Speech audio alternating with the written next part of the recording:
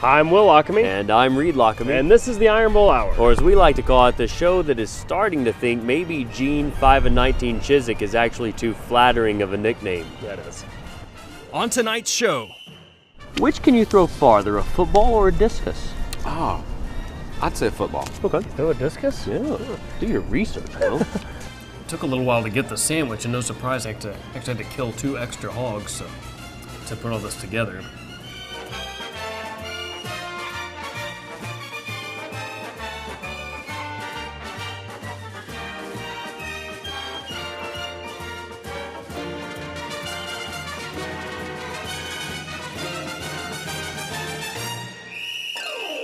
Reed, it's time for a very cold edition of Agree to Disagree. Yeah, it's the cold I'm not so worried about. The wind is a bit of a problem. Is it windy? It's a little windy.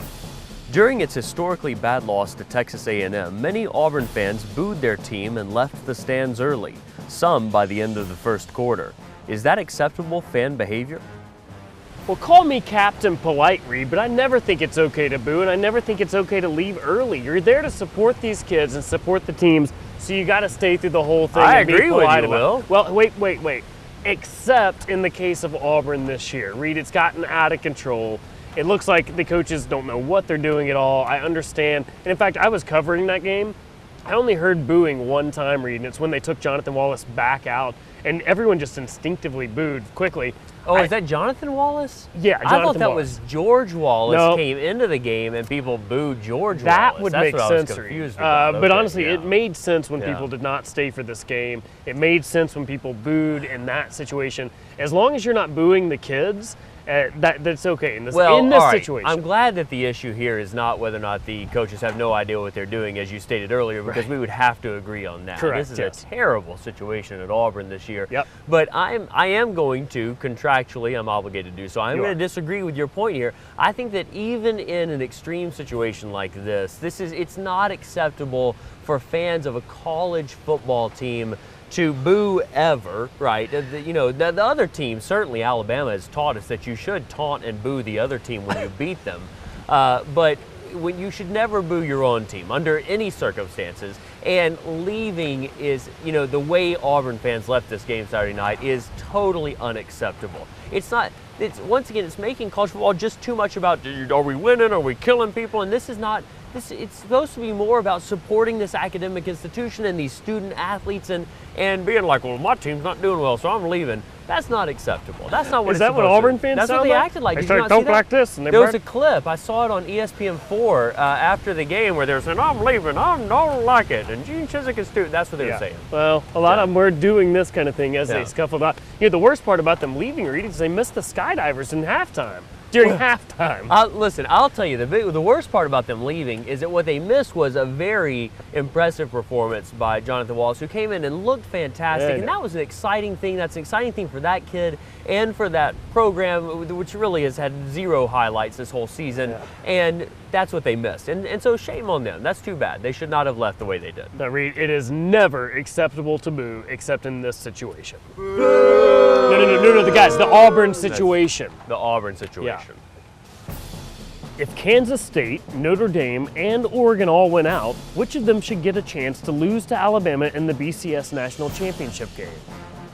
Oh, Will, we have had a lot of easy questions this year, and Indeed. this is definitely the easiest. Everybody, you're not going to be able to disagree with this. Clearly, Notre Dame is the team that should play in the national championship game, and here's why. Think about it, how exciting that would be to have this team that's like one of the worst teams in the nation, and here they're going to get a chance to play for a national championship, and that would be such a heartwarming story. They could make a movie about it. Think how cool that would be if there was like an inspirational movie about a Notre Dame player who gets to play in the national championship, even though he's from not a respectable program at all. This would be a fantastic story. So I say Notre Dame. Here's the thing, Reed. They probably will play Alabama in the national Yeah. championship game. Just but the Disney's probably going to make it happen. But the question Yeah. was, should they? And no, they should not.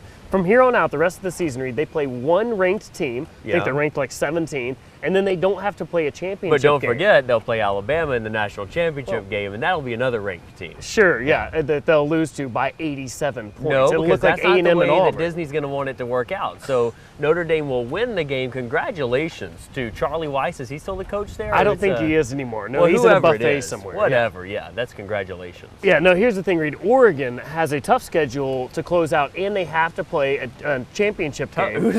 Who's their tough schedule? What are you, USC? They're going to have to play USC? That's not a good football team. Are you kidding me? Have you not been kidding? They just lost to Arizona. Well, Arizona. just by yeah, but That's they Rich have Rodriguez. they can be a really good Yeah, football I team. doubt that. Stanford, that's like a nerd school. A really good Of nerd all- school. Well, anyway, and Oregon State, who had not lost, and now all of a sudden Oregon State's losing games. So that's no schedule. Well, look at you putting down a nerd school. I'm not putting down a nerd or Stanford. I mean, look, that's a great school, and I love the Cardinal, the tree. I like it. That's like me Yeah. putting down Bayside High School. Come Well, on, I know it's cool. You know sure, what a nerd whatever, school Zach is. Moore. So look, the point is this.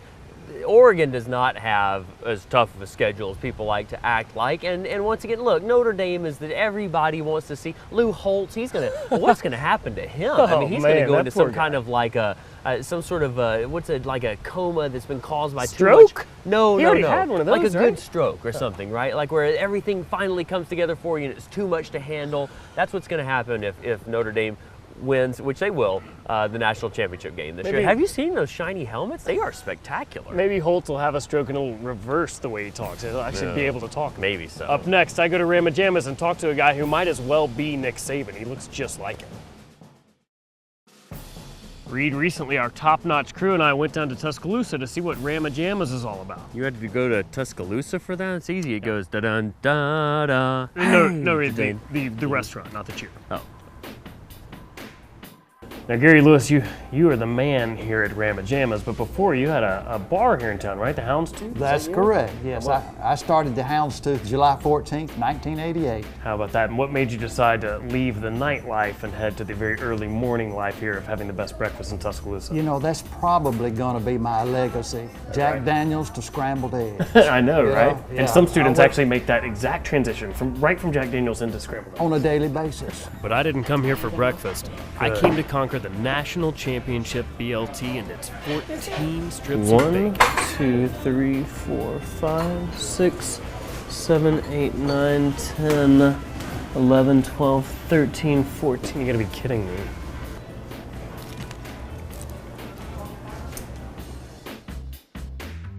I can't believe I've done this. So the national championship BLT, which I have eaten, you're the man behind that. And you did a great job. Thanks. I was surprised that you ate the entire thing. You know, we have football players that get it and can't finish it. Now, having Coach Saban being hired on has obviously changed this university and the football team and the way people look at this university for the better. Now, has that also changed for rabajamaz? Because let's just not beat around the bush here. You look a lot like Coach Saban. Well, you know, some people say that. I wish I had his money. I know, don't we all? I don't know if I'd want his headaches or not, but he makes his living over there and I make my living over here. Gary thought it was time to put me to work on the line, making my own national championship BLT. You actually ate. How much does that weigh? I really did just eat all of this. Wouldn't Plus 3 pieces of bread. Plus double tomato, plus lettuce. What's for dinner tonight? Nothing. Nothing. Absolutely nothing. Absolutely nothing. All right, we're gonna let those fry up nice. Isn't that sound beautiful? Are you sure you haven't done this before? I'm telling you, not with bacon. You're kidding. You did a No, great is job. that really surprising to you, Gary? No. You've been around me for 6 or 7 minutes. I know, and you're such a natural. All right, now put 7 strips of bacon. 1, 2, 3, 4, 6 and 7. 6, and 7. God, it's hot still. That Hot is still still. hot. All right, let's flip this over like Okay. we're playing little cards. Okay. Okay, now 7 strips of bacon. More strips with the hot grease, with the gloves that don't protect from heat. What? I got to get you into some restaurant 4. hands. My cooks can pick that up with no 5, problem. 6 and 7. This makes it championship BLT. There you have it. Order up. Now, you know, some folks have disputed how many championships are there. Are there 9 or are there 14 right now because of the addition of the championships in the 80s? So have you ever thought about taking off a few if somebody comes in who's not an Alabama fan, or just make them accept that they're going to be 14 pieces of They bacon? will accept. Absolutely. They will accept our 14 national championships if they want a 14 national. Now they can get a BLT that's got 2, no problem. That sounds like an Auburn BLT. Exactly. Not only does Gary make a mean national championship BLT, but is he also the luckiest man in the world? Look at this location. People often ask me about this place, and I tell them the memorabilia is probably worth more than the business. Sure, You know, yeah. when it's all said and done. Right. I don't hunt. I don't fish. Right. I hang pictures. It's my hobby. Yeah. My son and I go train hunting on Sundays, and that's about the only activities I do outside of Well, it's this illegal place. to shoot a train, Gary. Well, we don't use real bullets. Oh, okay. Yeah, we don't use real bullets. With the amount of Alabama memorabilia Gary had collected at Rabajamaz, you feel like you're eating in a museum. Here's the entire student body of the University of Alabama in 1929. Here's a picture of Joe Namath and Tommy Brooker. So that's Tyrone Prothrow's catch. Convict made that football.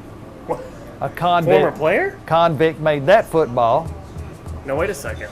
Nope, it was not a former player. okay. Not a former player. Prisoner. This is the infamous flag that flew over Bryant-Denny, but no longer thanks to you, right? That's exactly right. Yeah, that flag flew over Bryant-Denny Stadium during the renovation of the south end zone. Right. That was 2009. I got to know the crane operator and talked him into taking that flag down for me. Yeah, you can get things done around here, Gary. Well, you know, a good breakfast take I you know, a right? long ways. That Key to a is- man is good that- stomach, right? That's for sure. Just how many people come through Rabajamaz during a home game? Oh man, Do you have any idea? thousands. Thousands. You got to put somebody at the door with a clicker, just so for the next time we do an interview. I could do that for the people just going to the restaurant. Really? Don't That'd pay be the cr- rent that way, but you know, That'd be creepy, I You know, it is creepy because they line up for my restaurant to gate 6 on game day. I bet so. They do. I'm still this much queasy after Marcus that. Lattimore. No, it's the BLT actually, Reed. Yeah. So there's Rabajamaz. Yeah, well, Will, we just watched the hell out of you. Indeed we did. Up next, Top of Vulcan with Ben Leard. Reed, it's time for rapid fire questions on the grill, brought to you by Billy's Sports Grill with former Auburn quarterback and maybe about to be Auburn's next quarterback, Ben Leard. Yeah, it's a chili grill tonight. Yep. Will. Who's the best Auburn quarterback never to win a Heisman and who also has the last name that rhymes with weird? That would be myself, That's Ben it. Leard. Ben Leard. That's the nice. right answer, Yep, yeah. that's correct. All right, should football players be allowed to wear gloves during games? Certain ones should only wear certain kinds of gloves. Okay, all right. Should Auburn fans be allowed to wear blindfolds during games? As the product that's being put on the field today, yes. It's encouraged. Yeah, they should market those. Yeah, they should. Would forfeiting the Iron Bowl this year actually give Auburn its best chance of winning the game? Possibly. Yeah, statistically, I think. Is it time for Auburn to consider holding practices for the football team during the week? Yes, and Okay. allowing more students. That's a good idea, yeah. Is Gene Chizik the perfect example of a double threat with his ability to both raise and lower expectations at the same time? Absolutely. Yeah, to such extremes, too. I'm sure you're tired of questions about how bad Auburn is, but here's another one. Is this whole season just an elaborate ploy to prove to people that Auburn is not cheating? I actually think it is. Maybe so, and they're doing a good job of it. Do you have any suggestions for what Auburn fans might want to do during the Iron Bowl this year? Drink a lot of beer. That's a good idea. Is Mike Bobo a clown? Without a doubt, he is. Yeah, literally, okay? Better feature outside of a football stadium, the Walk of Champions at Alabama or the Corn Dog Stand at LSU? Without a doubt, the corn dog stand at It's LSU. delicious. Delicious indeed. Should Auburn consider locking its fans into the stadium this week once the game has begun? Yes, after it's begun. Don't let them out until the end of the fourth That's a quarter. yeah, very good. What does Auburn have to do to beat the Fightin' Aggies this weekend? Score. It's gonna be tough. It's gonna be tough. Uh-oh. Yeah. All right, let's hop on the elevator. Let's do it. It's cold Sounds out here. good.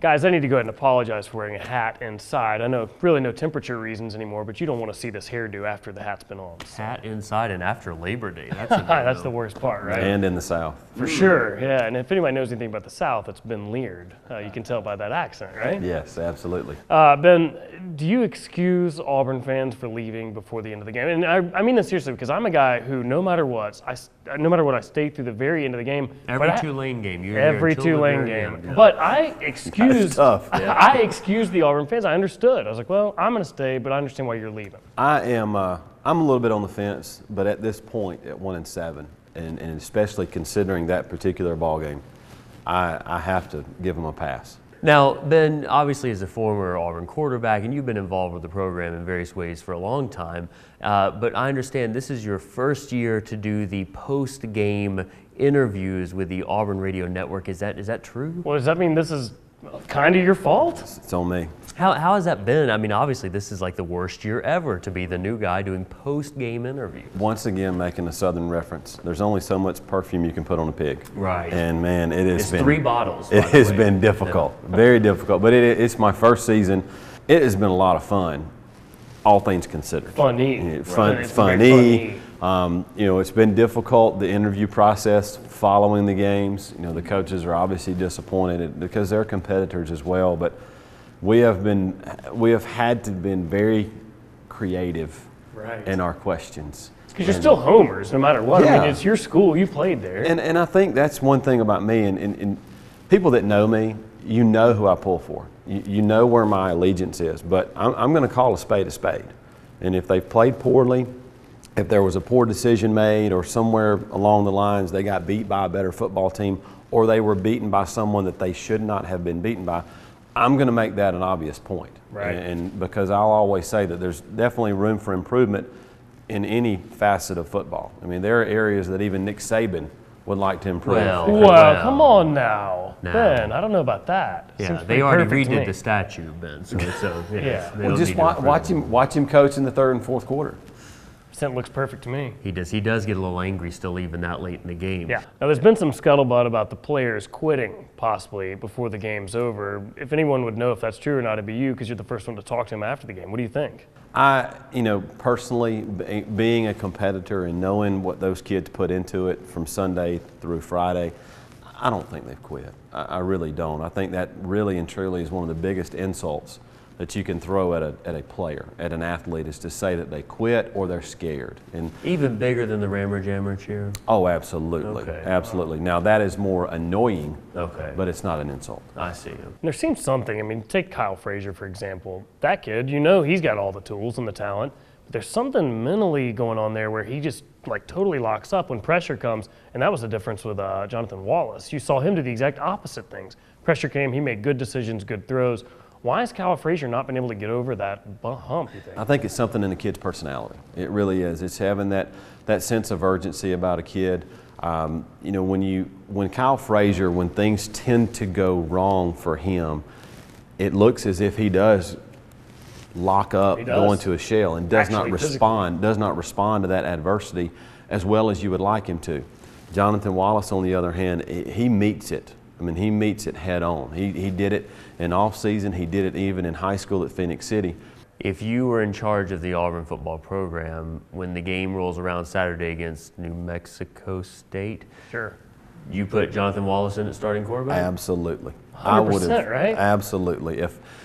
If it was me, I would have said it as I was walking off the field after the Texas A&M game. Jonathan Wallace should be the starter for Auburn from here on out. I might start him at outside linebacker too. Now, you've mentioned words like leaders and elite. This, of course, brings me to the University of Alabama. Is it just fuel to the fire at this point? I mean, they do seem to be perfect, right? Are you seeing anything that shows other signs? No. And you've got to give credit where credit is due. They are the bitter rival of Auburn, and I understand that. I acknowledge it, but at the same time, you've got to respect it. And Nick Saban and his staff have done a tremendous job getting the 3, 4s, and 5 stars to Tuscaloosa. Once they get there, he is absolutely molding them into men. and Yeah, they're developing. NFL players while still there. Is there a game on their schedule, including, assuming the BCS National Championship, that you can really even imagine them losing right now? No. It really Not isn't. at all. It's There- an impressive thing. and right now, when you talk about, let's take LSU for example. Let's take the November 3rd matchup in Death Valley, a night game, mind you, and they're a 10-point favorite. Yeah. In my eyes, that's a sucker bet That's too low. because they are what Vegas is banking on is that everybody goes and looks at the fact that Les Miles has only lost one night game in his tenure at LSU in Death Valley. Alabama will beat them by at least 2 touchdowns. This portion of the said show 12. is for entertainment purposes Yeah, only. absolutely. Yeah, I picked him by 3 touchdowns. Well, if it was me, I would second that bet. There you go. Ben Leard, thanks so much, man. It's been fun. I had fun, guys. Stick around. Up next, it's time for the Wickles Pickles Picks of the Week. Reed, when the Lockamy brothers pick pickles, we pick Wickles, and now it's time for the Wickles Pickles Picks of the Week. Yeah, Will, and listen, there's a lot on the line when we pick these games. Don't forget, whoever loses this competition at the end of the season has to eat a huge plate of really hot wings from Billy's Sports Grill. So At this point, that may be a good thing to yeah, kind of right warm now up, it sounds tempting. All right, so listen, Will, I've been beating you all season long, but now you've actually taken the lead after last week's games. We need to pick 2 games for this week. First up, Alabama and LSU playing in Baton Rouge. How do you see that game playing out? Reed, people are saying, oh, this will be the one test for Alabama. I don't think so. I think they're going to win by 21 points. I think Alabama's going to win as well, but I'm going to say maybe only by 10. Maybe it will be a bit of a test. Heck, I don't know. Now, the other game, of course, is Auburn versus New Mexico State. Is that These who are it is? 2 teams that are both at 1-7 coming into this game. Will, how do you see it playing out? I think miraculously Auburn will win this game by 13 points. Okay, I think Auburn also somehow will figure out a way to accidentally win. I'm going to say by 10 points, maybe. Okay. We'll Either way, see. it'll be Yeah, funny. yeah. Television viewers, don't forget that you can follow us at Instagram, Twitter, and Facebook. It's at the Iron Bowl Hour. And of course, you can listen to our radio show, Oh Brother Radio, every Thursday at BehamMountainRadio.com. Well, I'm glad we're wrapping up filming early tonight because good news, I got a letter in the mail. I have won a free boat. I just have to go down to the police station to pick it up, so I'm very excited about that. Wow, congrats. That's Yeah, huge, man. thanks. That's all the time we have for tonight. I'm Will Lockamy. And I'm Reed Lockamy, Roll Eagle Reed. and War Tide, Will. The Iron Bowl Hour is brought to you by Wickles Pickles. Add an exciting new taste to everything from Thanksgiving dinner to Saturday sandwiches. A Wickles pickle will tickle your taste buds just right. Billy's Sports Grill in Birmingham, located in English Village, Overton Road, and coming soon to Northport. Billy's, come on in and feed your goat. And Vulcan Park and Museum, home to the world's largest cast iron statue. For more information, log on to www.visitvulcan.com. I have liquid coming out of all sorts of parts of my body. Look at Will remembering to throw. Very Every nice. now and then I remember. I say 50% chance this makes it into outtakes.